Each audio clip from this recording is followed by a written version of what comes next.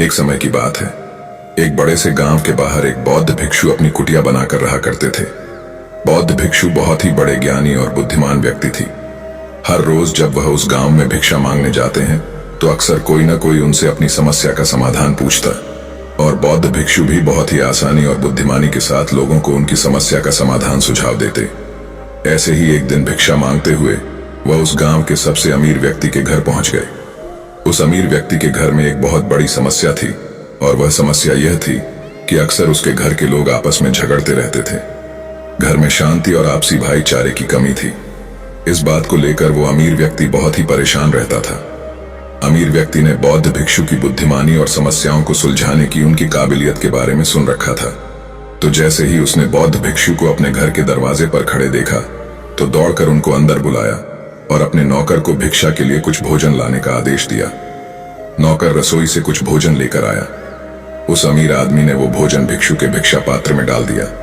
बौद्ध भिक्षु उस अमीर आदमी का धन्यवाद कर वहां से जाने लगे तो उस अमीर आदमी ने उन्हें रोकते हुए कहा, महात्मा, मैं आपसे एक प्रश्न पूछना चाहता हूं। बौद्ध भिक्षु ने मुस्कुराते हुए कहा, पूछो, क्या प्रश्न है तुम्हारा? अमीर आदमी ने कहा, मैं जानना चाहता हूं कि लोग आपस में झगड़ा क्यों करते हैं।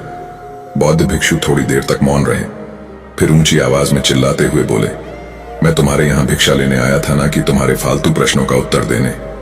भिक्षु के मुंह से ऐसी बातें सुनते ही उस अमीर आदमी के क्रोध का ठिकाना न रहा। उसने खुद पर नियंत्रण खो दिया और भिक्षु पर जोर जोर से चिल्लाकर उन्हें भला बुरा कहने लगा।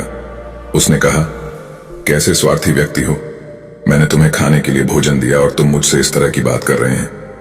उस अमीर व्यक्ति ने गुस्से में बौद्ध भिक्षु को बहुत से अपशब्द कहे, लेकिन बौद्ध भिक्षु बिना एक भी शब्द बोले शांति से उस अमीर व्यक्ति की सारी बातें सुनते रहे और वो उन पर चिल्लाता रहा। लेकिन थोड़ी देर बाद जब वह व्यक्ति शांत हुआ तो बौद्ध भिक्षु ने मुस्कुराते हुए कहा, मेरे दोस्त, जैसे ही मैंने तुम्हारे साथ बुरा बर्ताव किया तुम्हें क्रोध आ गया और क्रोध में तुमने मुझ पर चिल्लाना शुरू कर दिया, और अगर उसी समय मैं भी तुम पर क्रोधित होकर चिल्लाना शुरू कर देता तो हमारे बीच बहुत भयंकर लड़ाई हो सकती थी।